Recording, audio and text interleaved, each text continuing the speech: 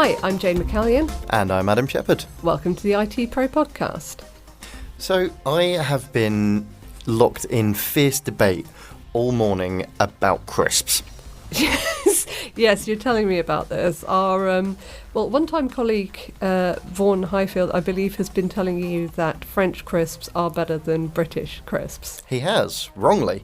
Well, as somebody who is a Francophile, I guess, in a very literal sense of the word, so I lived in France for a while, and I just can't remember anything special about their crisps at all.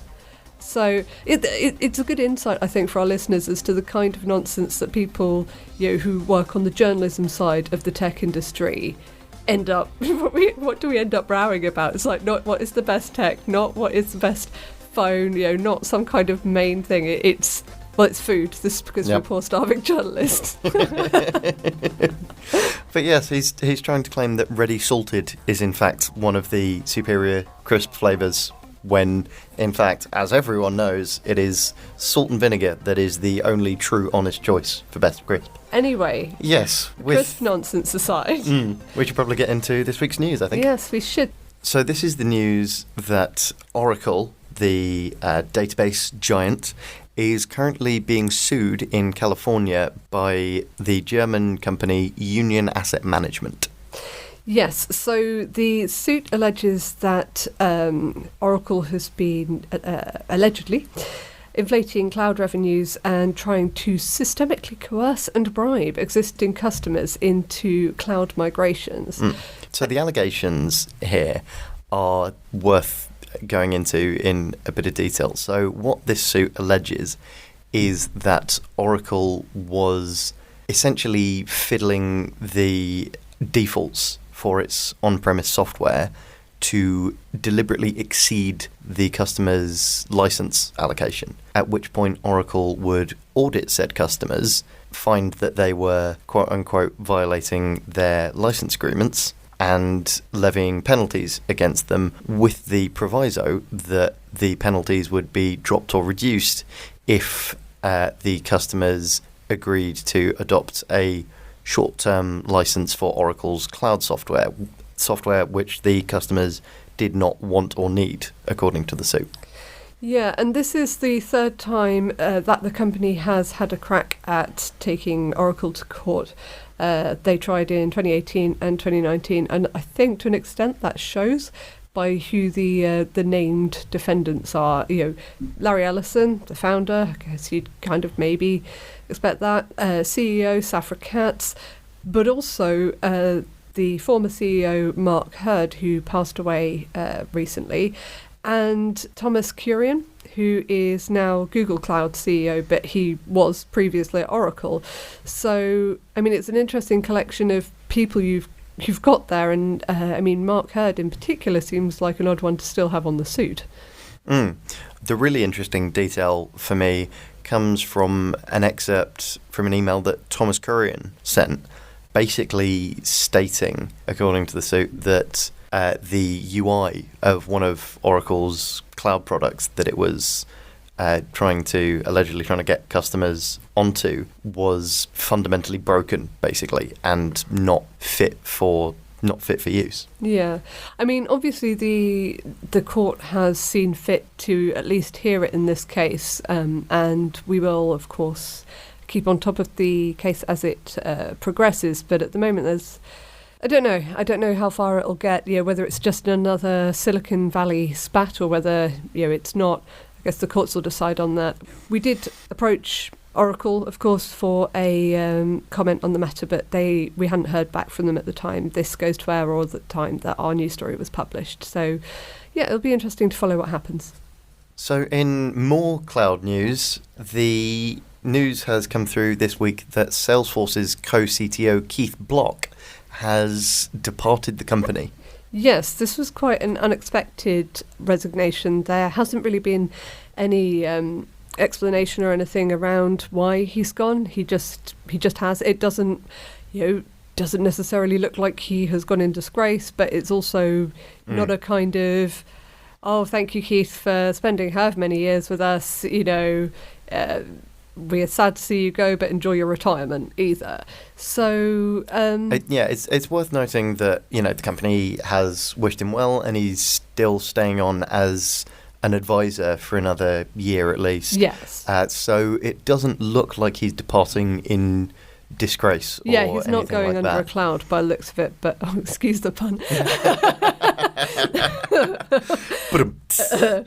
But no, it is quite unexpected, and there hasn't been any announcement, that he's leaving to spend more time with his family or to, go yachting around the Mediterranean.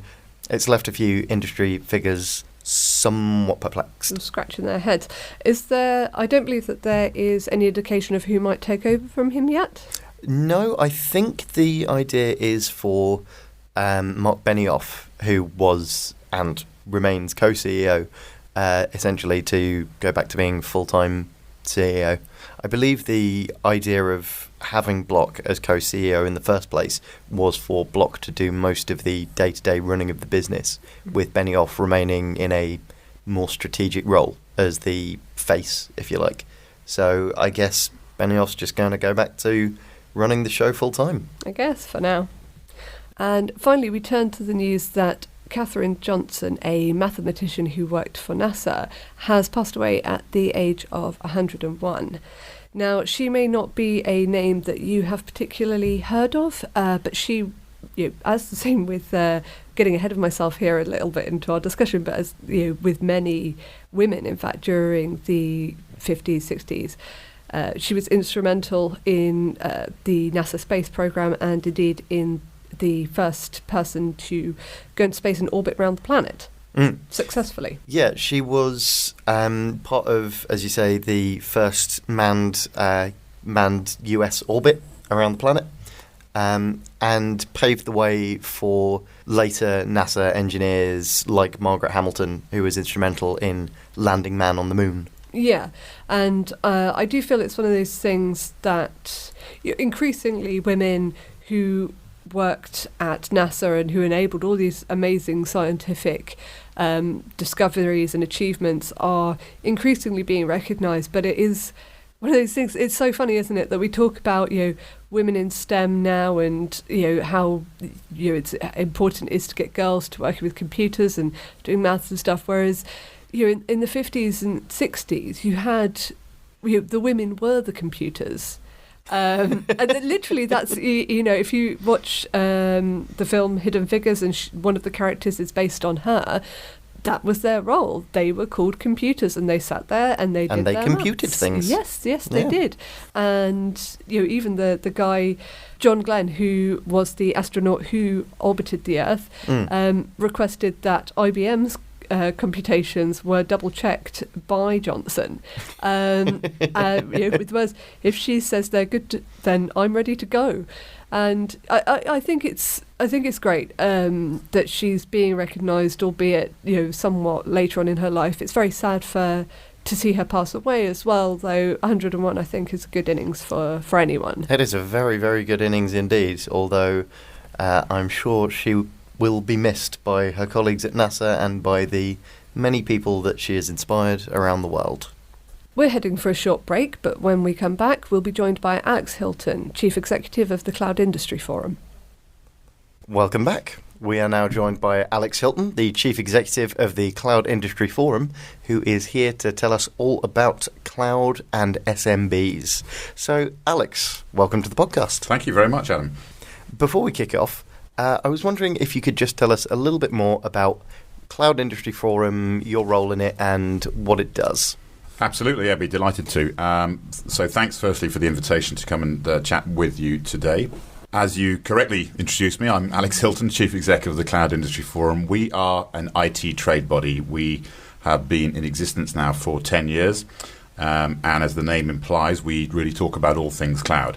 So our membership community, which is our business model, is generally the IT trade. So it's a mixture. It might be of vendors, big vendors, small vendors, startups. It might be MSPs, service providers, cloud providers, resellers, all and sundry. Anybody who has an interest in selling or promoting cloud services. That said, we're an IT trade body, okay, but actually we sit in the middle between that vendor community and the end user. So we take a very vendor neutral and agnostic approach to all things cloud. And one of the things that we do every year, which we'll talk about today, is conduct a research program to look at what the cloud adoption rates are like, the trends in the market, and indeed the problems that many customers are facing. And that's really what we do, representing the industry and indeed the customer base. So that kind of conduit in between them. So how well are SMBs in the UK catered to by the cloud industry? So the whole principle of the cloud market is superbly suited to the SMB, small and medium business organisations of all shapes and sizes, from certainly startup businesses all the way through to more mid-sized organisations. Now, one of the things I said we conduct every year is a research programme, and within that, this SME community, SMB community, whichever language you choose to use, is identified in there. And we work that as being from 50 up to 500 or so employees. We do another part of our research that goes up in the enterprise space, which is perhaps another conversation another time. But the principles around cloud work superbly into that SMB space. On the consumption-based mechanisms of cloud, this pay-as-you-go subscription type of model. We talk about agility, flexibility, and scalability as being the kind of the principles of all things cloud. If you're a seasonality-based business, a retailer, for example, and you have peaks and troughs, then the flexible nature of the cloud services and the ability to kind of pay as you go works superbly well. The essence of an SMB is they can actually utilize all of this enterprise-capable technology for a fraction of the price. So it works brilliantly well. Now, you might expect me to say that as a chair of the Cloud Industry Forum, okay? But genuinely, we do take this balanced approach because there are problems in that space as well. It's not all rosy in the garden. Like what? So, as I said, we conduct the research every year. I'm holding up my copy here, which I know works really well on the podcast. But anybody who wishes to, for completely free of charge, and we don't even gather names, can go to cloudindustryforum.org and they can download our latest research paper as well. No cost, no strings, nothing at all involved with that one. And you can have a look through the information. But to answer your question directly, the nature of problems that we see in the research program that we conduct to UK businesses comes in three areas. One is skills, the other is budget, and the other is actually the choice of partners who they tend to work with, the trusted advisors. So there is a skills deficit. We've talked about this for years, skills shortage in the market. That's very apparent in their budgets. Do you know what? That's never going to go away because budgets have always been an IT challenge for every project forever. And then the partner element is really ensuring that they have the right blend of partners that they're working with, organizations, resellers, however you define it. And I guess we can come on to that with some of the conversations as we go through this during the course of this discussion. I mean, it's interesting to hear you kind of talk about partners being an issue, because any company that I speak to, whether they are a traditional hardware seller or a cloud business or somewhere in the middle, talk about how important the channel is in Europe in general and in the UK in particular. So to hear that can be a bit of an issue is surprising, I guess. Surprising in the sense that you thought it would all be fantastic, or? Well, I would have thought that if you've got quite a lot of choice, then you should be able to find something that suits you. Unless that is the issue, that while it's important, there's only 5 resellers. Yeah, well, there's lots of choice in lots of different markets. That doesn't make them necessarily great, because there can be significantly unregulated areas and a bit of a Wild West in some cases. I think the cloud market now, certainly the 10 years that I've been involved with the Cloud Industry Forum, and I worked prior to this, I should give you a little bit of my history. I spent a dozen or so years working at Microsoft. I then spent 5 years or so running a cloud business, and building a channel-focused white-label cloud model, which was quite successful at the end of the day. So I've got some kind of ground-level experience, if you like, of doing this stuff, both on the vendor side of it and on the partner side of it. With that in mind, every customer has a different set of requirements, whether you're an SMB or the largest enterprise organization. Inevitably, there are different things in there. There's some commonality, clearly, okay, but there are a whole different set of requirements that go on across those organizations. As far as the customer is concerned, what they're looking for with their partners, it kind of comes in a couple of areas, actually. I mean, we have really measured this within, our research base as well. So they're looking for a trusted advisor. They're looking in the SMB space. They're leading with price, surprisingly, not at all. In the enterprise space, price is not the first factor. It's actually ensuring that they have a trusted, reliable partner in that space. So the SME is looking for price. This is in order. They're looking for a large, stable company, and they're looking for technical know-how. Finally, they're looking for that trusted relationship to be in place as well. So those are the 4 priorities that small to medium businesses look for in that. And they don't always find that. And the organisation you might work with that's geographically close to you is not necessarily the right one, because cloud, by its ubiquitous, pervasive nature, is something that our cloud provider as a small business happen to be based up in the Midlands. We're based down in the south of England. It really makes no difference where they're based. So one of the key things with cloud is the technical flexibility of it, but that also in many cases comes with a demand on skills and talent. So how much reskilling or talent acquisition would you say that the average non-technical SMB would have to go through in order to take full advantage of the cloud ecosystem? So as far as SMBs are concerned, I don't think there is any particular average that you can define there, because, as I said earlier, every business is different. That said, in the research that we've been talking about recently, I highlighted already that the skills gap is the number one barrier, the number one thing that slows adoption within organisations. Now, more commonly, what we're seeing within SMBs at the moment is that the nature of the projects they're looking at is infrastructure management. In other words, ripping out the server that may be depreciated or frankly at the end of its life within the organisation. And then secondly, really starting to look at new technology such as artificial intelligence, and that's a big area. That's a big area that the big hyperscale vendors are focusing on, but it's not necessarily a big area in terms of where customers are currently thinking. But again, I think we can probably come back to that in due course. So I think the skills issues really come into 2 areas primarily. One is technical know-how. So has that business, that SMB business, got sufficient technical knowledge within their organisation to do an implementation? But then the other one is this much used phrase in the industry at the moment of digital transformation, which I hesitate over a little bit, because the marketeers have got hold of that in a big way right now, and it is being thrown around rather liberally. I could replace a toner cartridge in my printer and call it digital transformation, and that's not necessarily clearly where the industry is intending it initially to be. There is a real benefit, and there is a really strong message of digital transformation, and I genuinely believe in it. In a mechanism, if I can just put some definition around that says, okay, I have a fundamental business problem in my organisation, in my small business, okay, my medium-sized organisation. It might be I've got a bad debtor record. It might be I'm very poor at retaining customers. It might be that my supply chain frequently breaks in certain areas.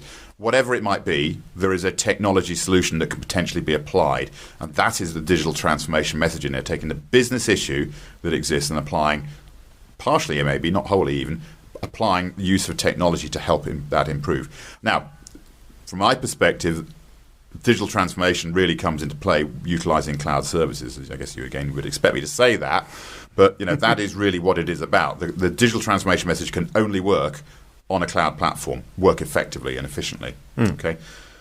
So, those are the kind of things that people are looking for. They need technical know-how, they need digital transformation support and understanding to help them through this, and that's where they'll start to reap benefit. One of the things that, when I first started, sort of nearly 10 years ago, writing about the cloud, you heard a lot about how cost effective it was, how it could save people money. But as time has gone on, you find that actually either it's not suitable for all use cases, or much the same as any utility provider, the money's just going up and up and up and up. So how can SMBs in particular, because tight budgets, how can they avoid being stung? What is there to look out for? That's a super question, Jane, actually, because cost is always a big issue. And as I highlighted earlier, with what's the SMB looking for in terms of a cloud implementation? The first one is some kind of cost or price related improvement. And, the fundamentals of any business are you either sell more or you cut costs, or preferably both. And be you Microsoft or Amazon or Apple, they still go by those principles as well, down to the smallest of the startups in any environment. So with that in mind, there is absolutely always an issue in that cloud space. So project creep. Shadow IT is the language that's been used in the past, which I don't particularly like. But the essence around it is, procurement can be going on behind the scenes that maybe a centralised IT department aren't aware of. Now, in smaller businesses, there might not be a centralised IT department. Okay, so as you get into more of a mid-market type of segmentation in the 250 to 500 type of space employees. Then there is probably going to be a responsibility for centralized IT in some way.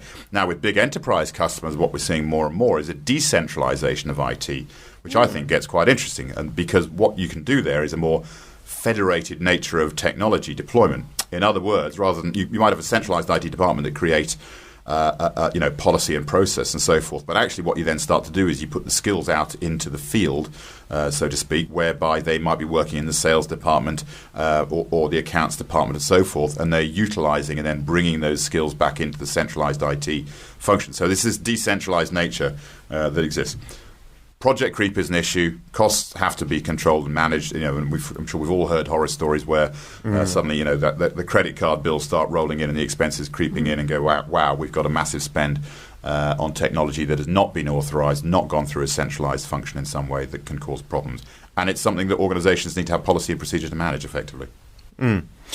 As a side note, I do like the phrase project creep because it just makes me think of the excellent Radiohead song. I knew you were going to say that. I just thought I'd feed that to you. Where can cloud have the biggest impacts for the bottom line of SMBs?